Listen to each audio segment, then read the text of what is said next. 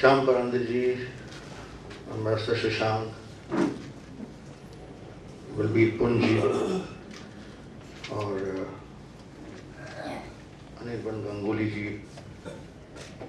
सबसे पहले तो मैं आप सबको शुक्रिया अदा करना चाहता हूं कि मुझे यहाँ बुलाया, मौका दिया आपके सामने कुछ अपने विचार देने के लिए।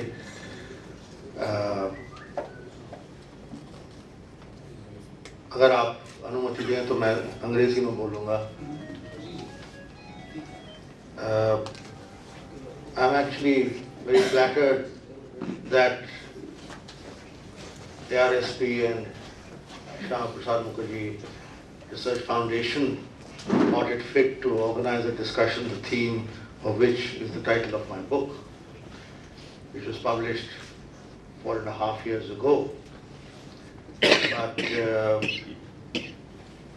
the reason I wrote the book is precisely to address audiences like yours, because I felt that India is a growing global role, and there is a widespread feeling in India, among the intelligentsia, among so many people, that we must play a larger role. And if we are to do that, then the public must be knowledgeable. It must be an informed public. We need to spread greater awareness of what are the challenges before us. We must understand what are the stakes and what are the options. And there has to be a debate, especially among young people, which are the future of our country. Balbir Punji made a very eloquent, in-depth and perceptive analysis of some of the fundamental issues, the historical and the contemporary challenges. And as I was listening to him, I could not disagree with him on anything. The trouble is that this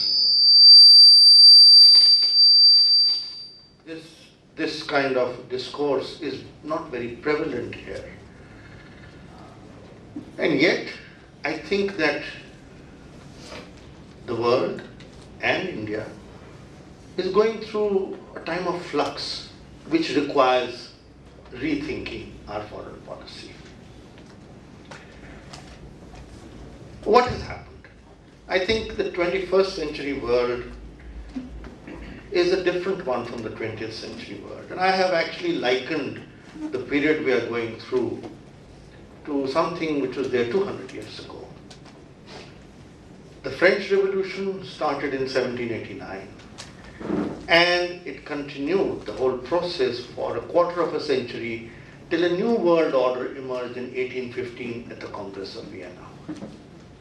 If I were to put a date to the 21st century, I would really put it to 1989, the fall of the Berlin Wall, the end of the Soviet Empire.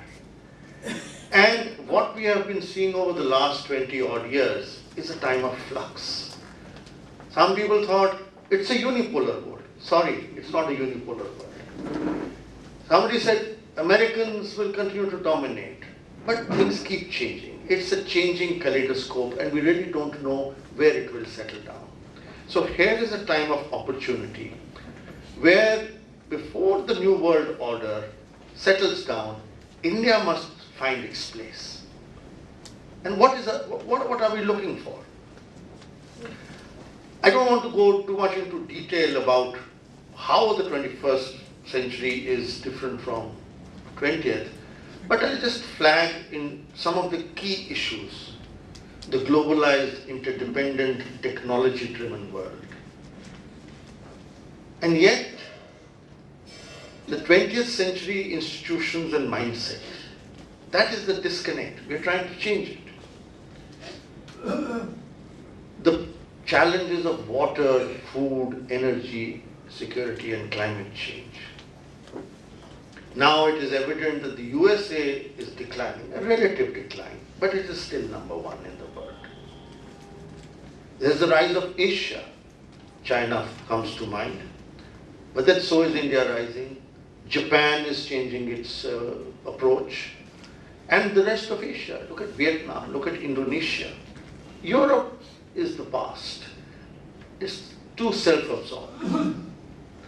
And if you look at it, over the coming decades, the geopolitical tussles will be in Asia because of geography, because of demographics, because of the economic dynamism of the country, the rise of China and India and others, the militant Islam, terrorism, drugs, piracy, widespread poverty, failed and failing states. I mean, you name it, we have it in Asia.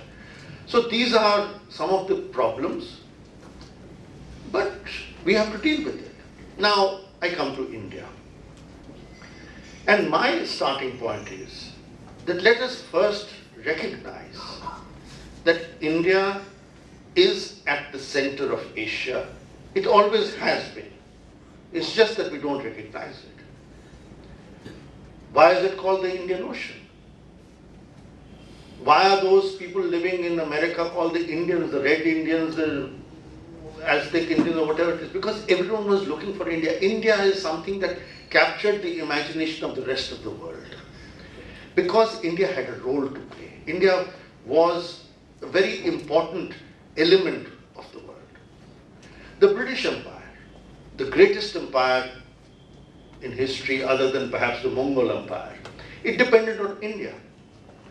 There would have been no British power throughout Asia without India.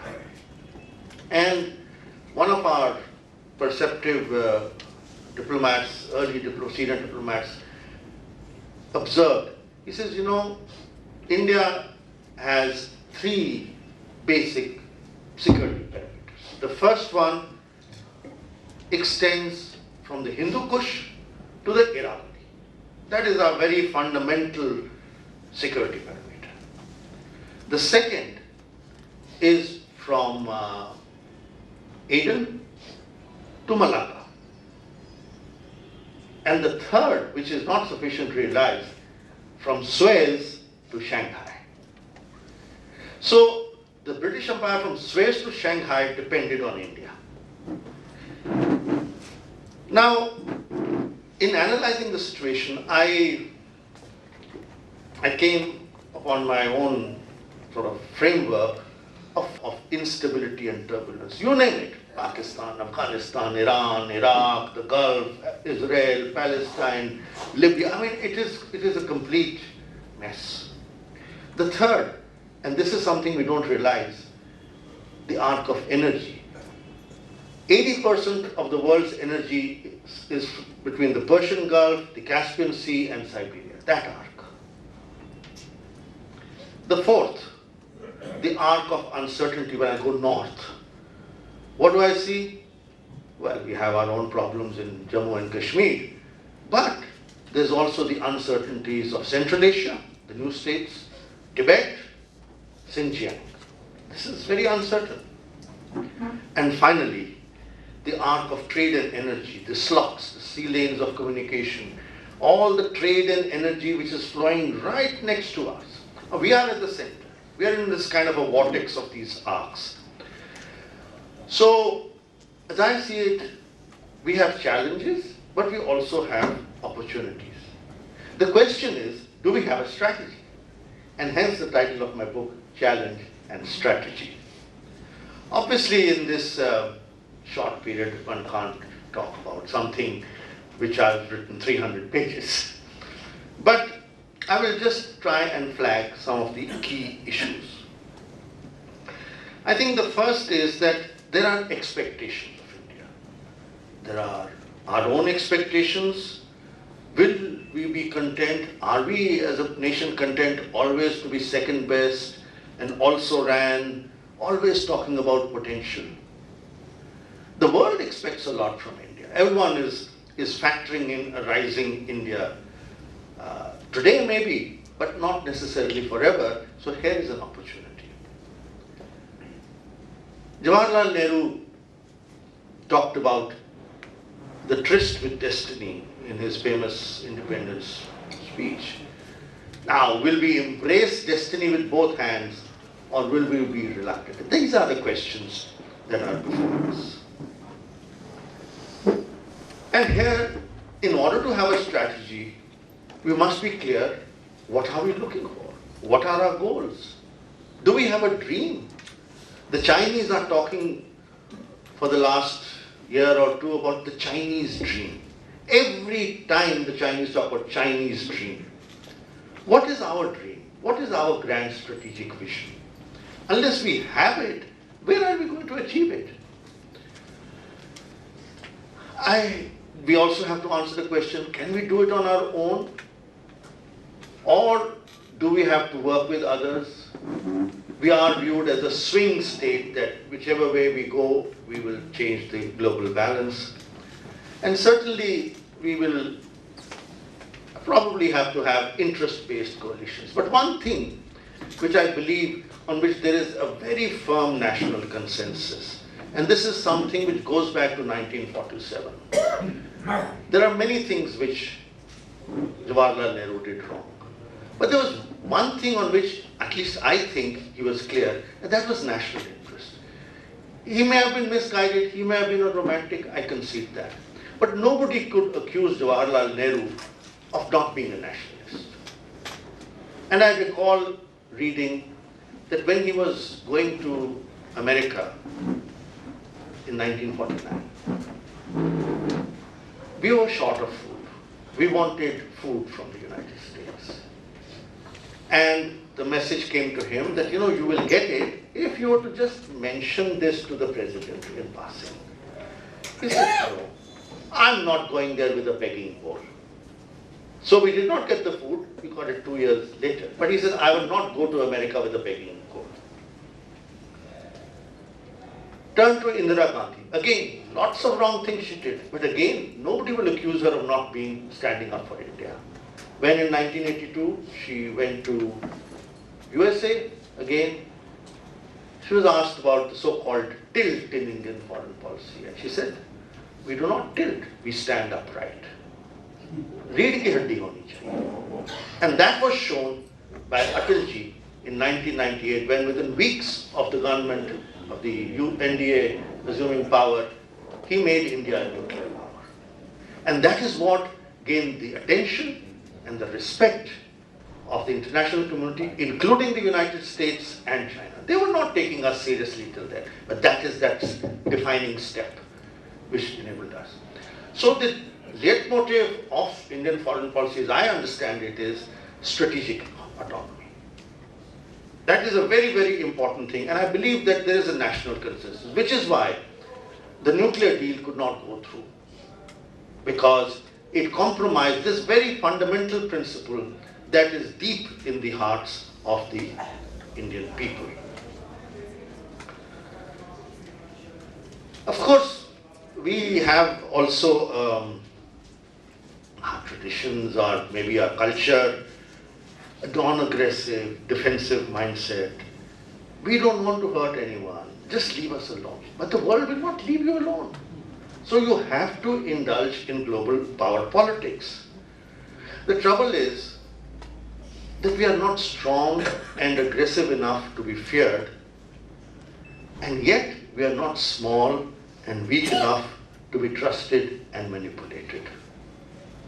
So therefore, the only way for India to go is up. It's a question of survival. Nothing more and nothing less than that. We have to be a pole in what we hope is going to be a multipolar world. Power is always taken, never given. Nobody is going to give you power. You have to take it. Because you're going to take it from somebody who is resisting. And we have to be prepared that if we are going to achieve this, we will come up against obstacles.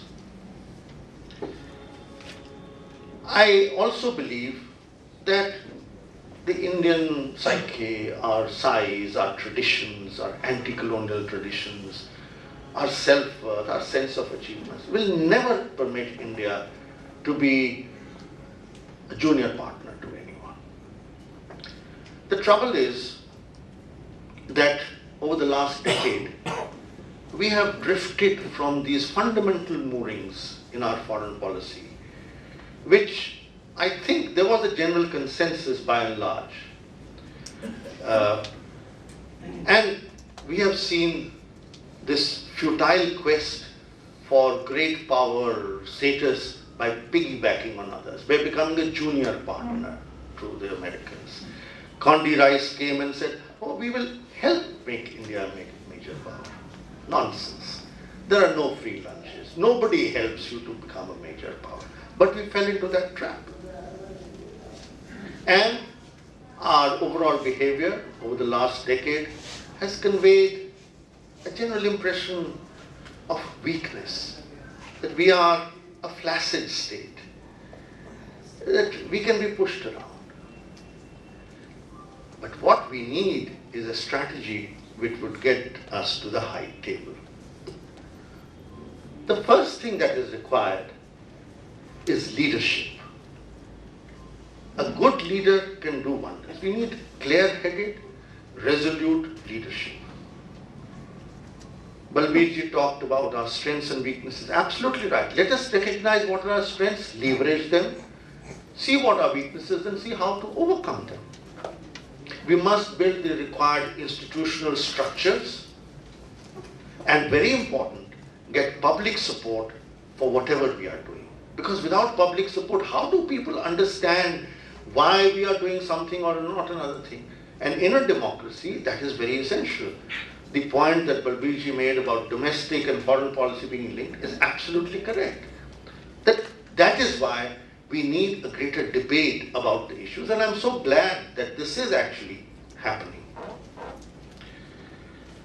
Again, for all his weaknesses, there was one good thing which Nehru did. He reached out to public. He explained, whether it was in parliament, whether it was in press conferences, whether it was in the letters to the chief minister, the number of people he met. He was no Moni Baba of the kind that we are seeing nowadays. And that was very essential. And there were chief ministers who opposed him, but he argued with them. That is what is required today, even more so, because we now have different new stakeholders. We have coalition partners. I think that is the reality now. We have the role of states and regional interests. We have business interests. We have the media. We have the NRIs and the money that they bring and the influence that they exercise. And finally, I think as a nation, we must get rid of a chalta hai attitude. There's too much of that. I mean, unless we are clear about it, chalta hai is not going to work. Nahi chalega. Let me talk briefly. Do I have a few minutes? Sure. Let me talk briefly about some key relationships, because I will only touch upon them. The United States. Well, arguably it is the most important relationship. I don't have to explain why, because we have benefits, the trade, the technology, the investment, the shared values of open society, democracy. But also we have to respect and recognize that the comprehensive national power of the United States is unmatched. Be it military, be it economic, be it space. Look at this power. We are unable to do business with Iran because the financial strings of the world are controlled by American companies. We can't do anything about it. And now we are thinking of rupee trade. We're going back 50 years to what we were doing at that time. We talk about, look at cyberspace. The internet is controlled with them, and all these NSA snooping which has come out, the WikiLeaks which has come out, just shows you the reach of that state. What they've managed to do to Iran, I'm sure they're doing a lot of damage to us here also. And we just saw in the news a few days ago the ISRO spy scandal which has resurfaced on how they were trying to prevent the emergence of India as a space power. And of course they have influence over so many countries, including our neighbors, many of whom are cat's paws in their hands. But at the same time, we have to recognize, yes, we need a good relationship, and I'm glad that we have had a steady improvement in the relationship. But at the same time, I would submit that there are and always will remain limits to the strategic partnership. And that is because we have divergences on key global issues like trade, environment, the US containment policy, including through Pakistan. It waxes and wanes. Condi Rice was very firm on the balance. Then when they needed us, they warmed up to us and there was a souring of relationship with Pakistan. Now they're back to doing business with Pakistan. So that factor will always remain, because let us not forget that in the American perception, you are a potential country of concern. If we keep growing at 8%, well, you are not growing at 8, but even if you keep growing at 6, 7%, I can assure you in 10, 20 years, you will become a country of concern to the United States like China is today. And they will plan for such eventuality. So let's work with them, but let's not have any euphoria on this score. On China, they want us to work with them in East Asia, pivot to Asia, Indo-Pacific, all that. But have we heard a word from them supporting us on where it matters most? Tibet, Arunachal, not a word. We will have to fight our own wars. We will not expect the Americans to fight our wars for us. And therefore, well, look at South Asia, what they're doing in South Asia, this Gulf. And therefore, I believe that we as a country must also try and develop counter pressure points on the Americans. Admittedly, there are few that we have, but we can. I mean, if they are putting pressure on us on investments or whatever it is, why are we buying billions of dollars of arms? Just go slow. That counts. That's business. President Obama came here looking for jobs. And if we tell him, we don't really think it's a good idea because, frankly, our public doesn't really approve the idea of your selling arms to Pakistan and are buying from them. We are so sensitive if the Russians even, think of doing something because we expect it from them. But the Americans know. We'll give them more trade and more arms business. We leverage the PIOs and NRIs for the nuclear deal for a completely wrong purpose, but that is a leverage on them. And today you have an Indian origin person who's just been sworn in as Assistant Secretary of State for South Asia. Not that they will follow policies which are different, but there is that little emotional thing, that something or the other. How do the Jews work in America? Same way. And I think that as a country, we must see how we can discourage the outflow of talent from India to the United States. Because we are now, as the late K. Subramaniam put it so well, this is a knowledge economy. Knowledge is power. Knowledge is technology. And that is what will enable us.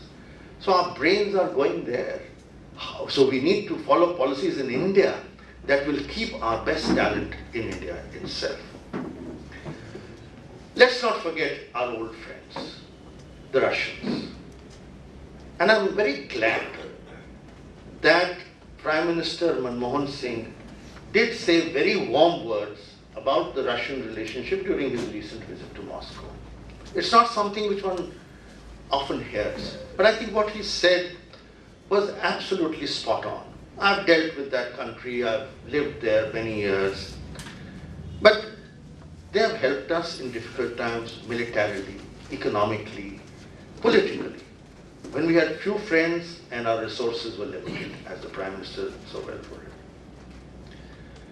It's okay that we have to diversify our options, and today it is mutual interest rather than ideology or sentimentalism that is driving the relationship. And of course, we are continuing to get this vital support in key areas.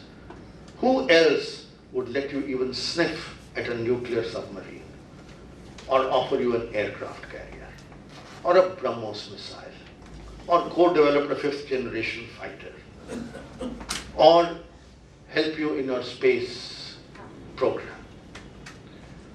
There is energy, whether it is Kudankulam, which is still the only plant which is operative, and we missed an opportunity which the Russians, I think, had offered us to grandfather Kudamkulam 3 and 4. But because we were so beholden to the Americans, we did not agree. And there's oil and gas. Of course, there are many weaknesses to be overcome, like trade and people-to-people relations, but the strategic element remains. And finally, I come to our neighborhood, on which Balbir has spoken so well. I think that India, I completely agree with him that India cannot become a player unless we have a secure neighborhood. Unless we are a leader, at least in somewhere. Now, if we don't even have decisive influence in our own neighborhood, who will take us seriously? And you can't sort of say, oh, I'm a leader. You have to earn that leadership. So we have to have a much more focused attention to the neighborhood.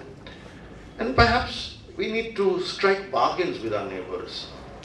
On the one hand, you give us security, and two, we will give you the development, the prosperity, the benefits of the Indian market, the economic integration.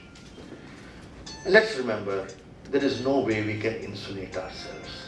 There are 20 million Bangladeshis here, and if the Americans can't control the riverine border with Mexico, there is little hope we will be able to do it.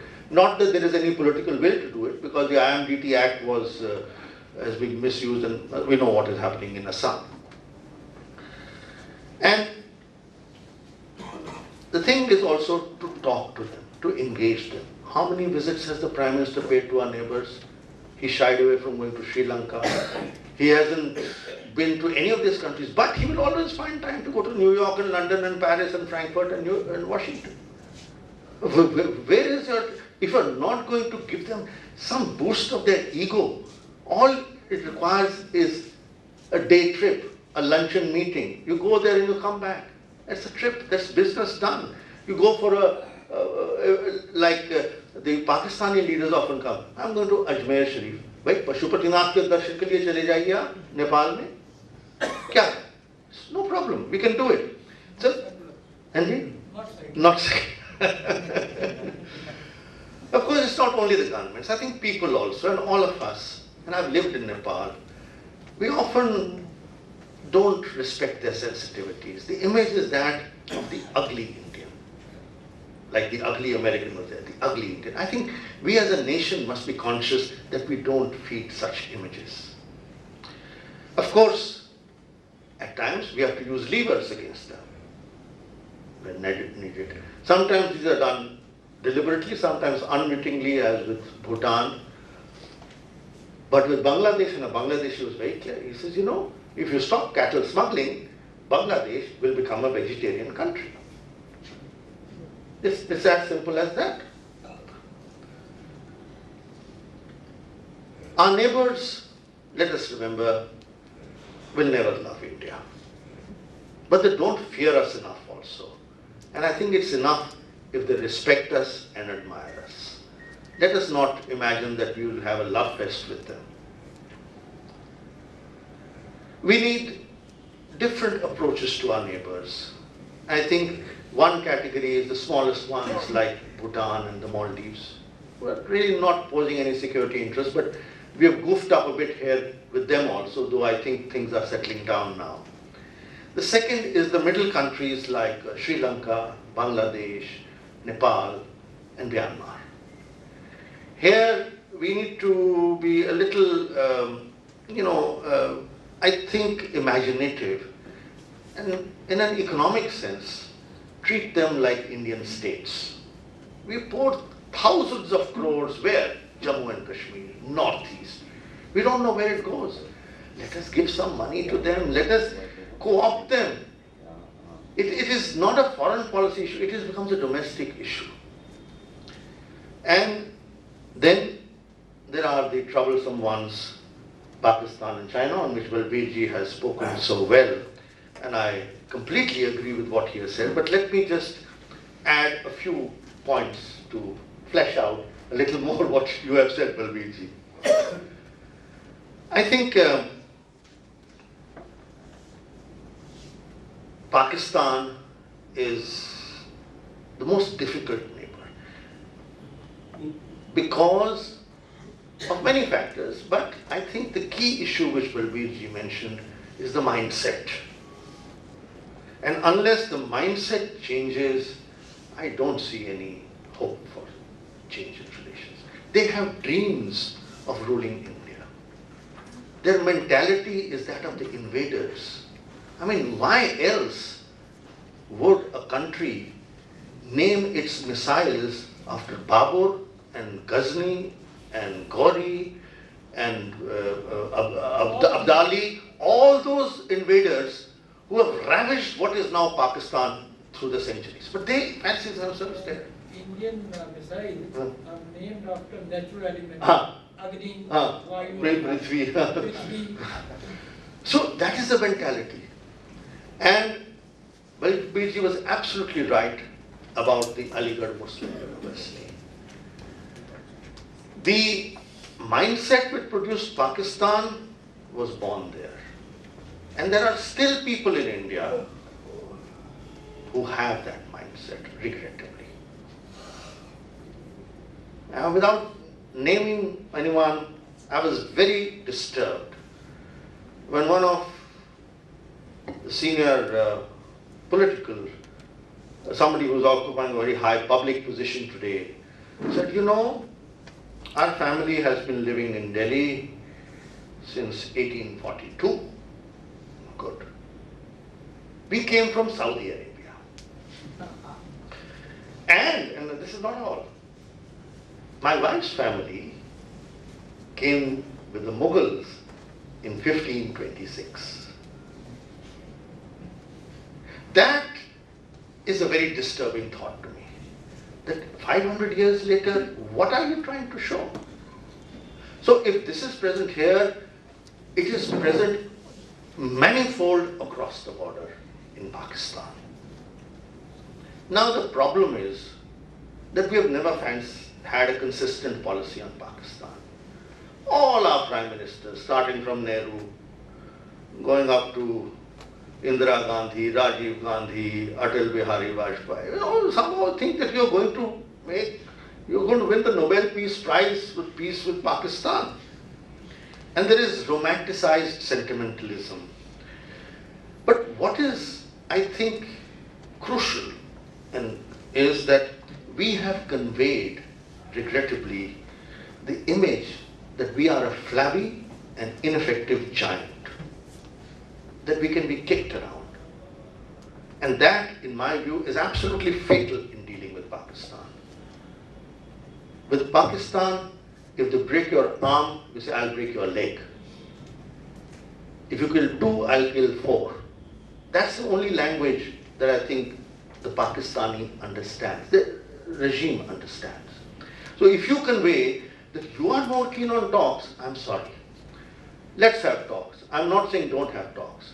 But if with one hand you are extending your hand for a handshake, the other hand must have a danda. Where is that danda? It has completely gone. We mobilized troops, Operation Parakram, nothing happened. And now Pakistan has become more and more difficult because the jihadi mindset is more and more widespread. We don't know what's going to happen next year after Afghanistan. I think our benchmark should be what we said after the attack on Parliament, after Bombay attacks, that terrorism is there. But no, we want to compromise. We want to pretend that it's not an issue. I mean, how do you do business with a state which is openly trying to undermine you in so many ways? So we have to develop the leverages. And one of these, as I believe, is the Indus Waters Treaty. There's not enough time to explain in detail, but let me take half a minute only. Simply say, we will use all the waters we can from the eastern rivers to which we have 100% entitlement. Between Punjab, Haryana and Rajasthan, we should sort it out. And so why is this water going there? To the army, we give a directive. Please see if you can make the Ravi dry in Lahore. That's all. We don't need to do anything else. It is something completely under our things. Just the announcement of a plan to utilize this fully, whether you can do it or not, will send a shiver down the Pakistani spine. And you have not violated anything. The second thing, Western rivers. We say, you know, our people in Jammu and Kashmir, and former governor is here, every political party says we have gained nothing from the Indus Waters Treaty. So we should tell the Pakistanis, you know, the people of Jammu and Kashmir say they have gained nothing from the treaty, so we want to renegotiate the treaty. For the sake of the people of Jammu and Kashmir. Now how will you refuse? Your hearts are bleeding for the people of Jammu and Kashmir. So, are you going to say no? If they say no, we go to the people of Jammu and Kashmir. Look, you know, I mean, who are these characters? We want to do it for you. So, we have to play some games also in this regard. And the Hurriyat, I really don't know why we indulge in so much the Hurriyat. We give them security, we let them think, I don't know, this is all nonsense in my view. Finally, about China. If Pakistan is our most difficult neighbor, China is our biggest challenge. Of course, it's a great power in Asia and globally. But for us, China matters most because it is our neighbor. And our problems with China come from being our neighbor. So we have to follow multiple tracks, work with them, but also work, you know, on other lines. We have to identify China's weaknesses. We must not have a public discourse of saying, oh, China is so great, look at Shanghai, look at this. Let us see what are the weaknesses and how to exploit them. Balbirji talked about the Middle Kingdom. I remember reading in K.M. Panikar's book, Into China, where he meets Mao. And Mao makes a very interesting remark.